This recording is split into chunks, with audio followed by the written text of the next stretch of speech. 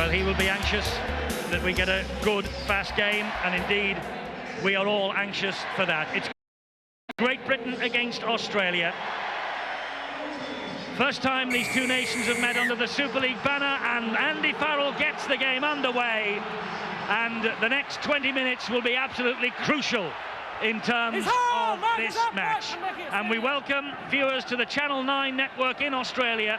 Eddie Hemmings and Mike Stevenson here at Wembley on a glorious autumn day here in the capital city, London. And I make no apologies for the fact that Steve-O and I will be patriotic from start to finish, but this is Tallis. Tallis making the first run from deep of this test match, and Britain's defence was punctured. And it was Andy Farrell, he made a real meal of that. The big second rower, Gordon Tallis, went through a feeble attempt by the Great Britain skipper. Here now the Australian skipper, he gives it to Lockyer. Lockyer looking for the runners out wide, and Adamson disappears on the last tackle. And the tackle coming in from Joint and Goulding, and Lockyer stabs the ball into the corner. Adventurous play by Australia. Robinson takes the gamble. McDermott again drives it in, but yes, Robinson could be a key figure here. Now Sculthorpe bounces off the tackle of Adamson. Eventually, though, is grounded centre field, 22 metres away, and underneath him, over the top was Stevens, and Phil Houston has penalised Australia for this. Stevens claiming that he was held down by Sculthorpe. The kick is straight and true for Britain and Farrell, and the captain has given Great Britain a 2-0 lead, much to the delight of the Wembley Terraces. Well, we've been beating on about it, haven't we, throughout the World Club Championship in this country, that the ball must be played properly. Oh, here's danger for Great Britain. It's a lovely run there from Girdler, and a good tackle in the end from Radlinski. But the Australians here on a roll. This now is Saylor. Tremendous pace there from Girdler. Just exploded out of the blocks. Gower slips, and so Great Britain are able to collar him. Walters pops the ball up to Laurie Daly. Lovely step from Daly. Brilliant try. Absolutely magnificent try from Daly. He foxed Paul Sculthorpe. Sculthorpe slipped, and he just dropped the shoulder one way and darted over the line. He went for the pass out wide. Look how he rolled it there and just shimmied off the left foot. Beautiful stuff. But it was all set up from this wonderful break by Girdler. Look how he explodes. Bang, gets on the gas in 2 strides. He's at full speed. And a man, of course, who is no stranger to scoring tries against Great Britain, but from a British point of view, criminal really that all stemmed from an incorrect play the ball. I'm sure that Andy Goodway will have a word or two to say about that. Girdler with the conversion, and he doesn't make a mistake from that range. So Daly's try converted by Ryan Girdler, and the Australians have the lead, 6-2. Girdler with the kick-off into the sunshine, broad-bent now, and he is shuddered by that challenge from Tallis. Oh, and he got the ball away in an impossible situation. He's given it to Thorne. 5 metres short of the line, Britain have surrendered possession. Here's Tallis.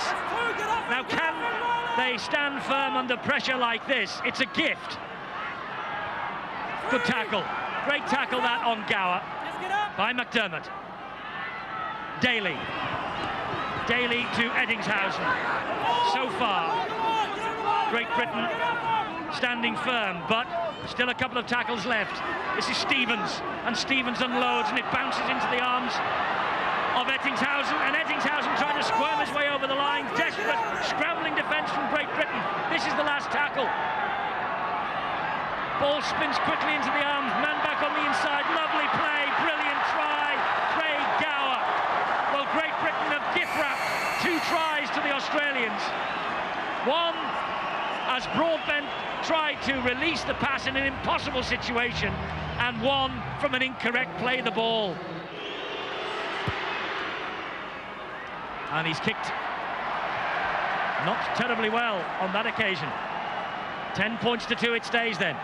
And it's interesting to note we're midway through this first half and we've not seen any injection into the attack from Bobby Goulding. Goulding handed that pass on then to Farrell. This now is Radlinski. Here is Newlove. Good tackle from Eddingshausen. Now Chris Joint.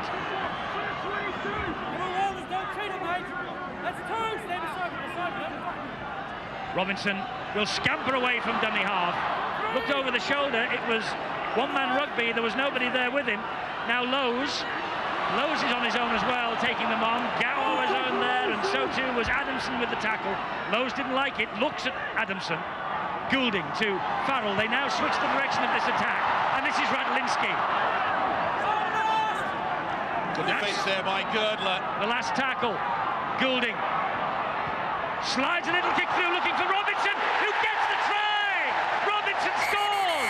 The referee will hand it on though. Can you go to the video replay to decide? Just make sure the Robinson number 1 was certainly got onside. downward pressure on it. He was a beautiful dummy. There's little doubt that that try will be awarded. What a great move. They expected the bomb.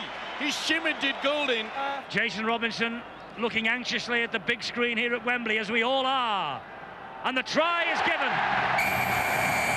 History then, the first try for Great Britain at Wembley on the nod of the video referee. And it goes to Jason Robinson. Yes, you mentioned it, and immediately Goulding sprung into action. Steve-O, go through 1 to 13 for Great Britain, will you? Farrell adds the extras. Britain are back in it as Great Britain restart inside the 20-metre zone, and this is McDermott who spins away from the tackle, releasing the ball to Lowe's. Britain now have got the Australians stretched out wide. This is Radlinski, and Radlinski pops the ball back to Alan Hunt, who tries to go round Wendell Saylor, just loses his footing, and Saylor comes in and kills the move off. Took the right option there, Hunt. He knew that there was cover defence out wide. He'd have slid over the touchline. Tallis hauled Robinson back by the shirt collar. This is Broadbent. Big hit there by Jason Stevens. Now then, what will Lowe's do at the dummy half? Will he pull out the tricks? He gives it to Goulding. Goulding gets the pass away to Cassidy. Cassidy then to Newlove, and Newlove almost through, gets the ball away. Lowe's with the try! Lowe's with the try for Great Britain! Great Britain lead this test match. James Lowe's, the 1997 Man of Steel, and what a try that was. 2 tries in 3 minutes for Australia, 2 tries now in 4 minutes for Great Britain. And Farrell drifts the ball over the bar. Great Britain are ahead by 14 points to 10. This is Walters now, Steve Walters, most experienced man in that pack for the Australians. Saylor now, Wendell Saylor, making his 4th appearance for his country. Tallis on his debut. Oh, he gets away from the tacklers. Support arrives from Adamson. He's taking Robinson on. He's got away from Robinson. The ball is played in field to Smith, and Great Britain scramble again to pull him down with Sullivan. I think Tallis bombed it there. He had a man outside when he made the initial break. Quick hands, Lockyer out wide, it goes to Daly, and Daly scores his 2nd. Laurie Daly, it looked as though the chance had gone. When Tallis made the break, they were streaming up in support, and Laurie Daly gets his 13th try for his country. Ryan Girdler's just steadying his nerves, setting his sights. That looks a better kick. That is a better kick. And that puts Australia back in the lead by 16 points to 14. 2 clean breaks from Laurie Daly, 2 tries, and they've gone for the short kick off the Aussies. It's come up for them. Walters, that was good thinking. And that's Gower who stepped out of 1 challenge, and this is Lockyer. They should never really allow that. That was poor defence there by Great Britain. You could see there was no one there marking. Lowe's should have been a lot more forward than that. They lost the concentration, and they could pay dearly for this. Leeds Adrian Morley has replaced Brian McDermott of the Bradford Bulls. This is Stevens. He will drive it in. Now, he didn't play that ball correctly. The referee penalised Great Britain earlier, and he's not penalised Australia, and Daly's got the hat-trick. Well, Phil Houston gave a penalty against Great Britain earlier in the piece for exactly that offence, and he's not done the same the other way. See the incident again, play on, he's played the advantage. But they really should have moved up quickly. There was a huge gap there. Nothing Robinson could do. Hat-trick time. Laurie Daly, we pinged him out earlier, didn't we, as the man most likely to for Australia, but I don't think any of us honestly thought that he would come up with a first half hat-trick. Adds 2 more. Australia stretch the lead, 22 points to 14.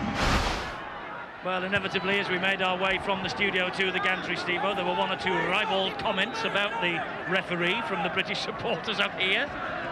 Well, they're incensed by the play of the ball that was allowed. So am I.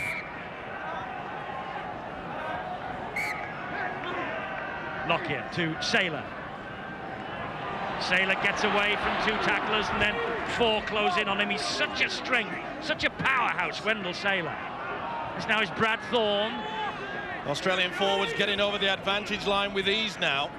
Oh, Walters has jinked away from Morley, and he's taking on Robinson, and Robinson stands his ground, but again 4 men come in and haul him down. That's the last tackle for Australia.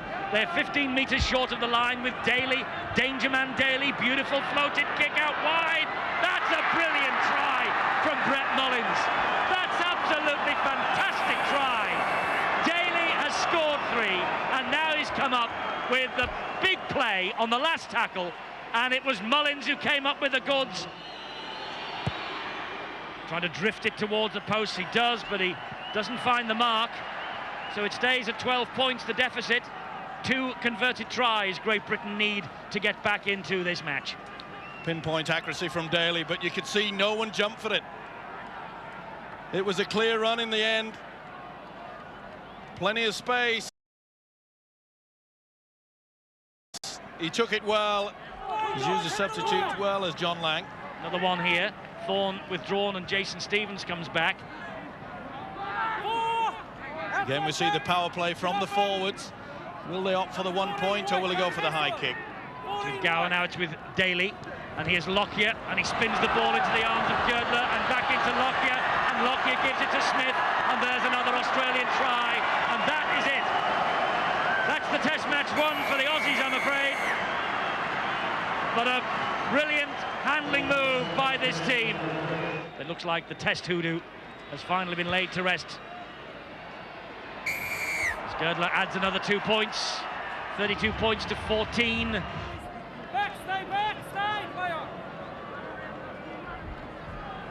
Wendell Saylor again. Oh, and he releases the pass brilliantly. And here's another chance for Brett Mullins. And Mullins is streaking away to the corner. Radlinski's after him. Radlinski couldn't reach him though, and Brett Mullins gets his 2nd try here at Wembley. And it draws applause from this crowd, and the Australian supporters on the far side, their flags are waving now.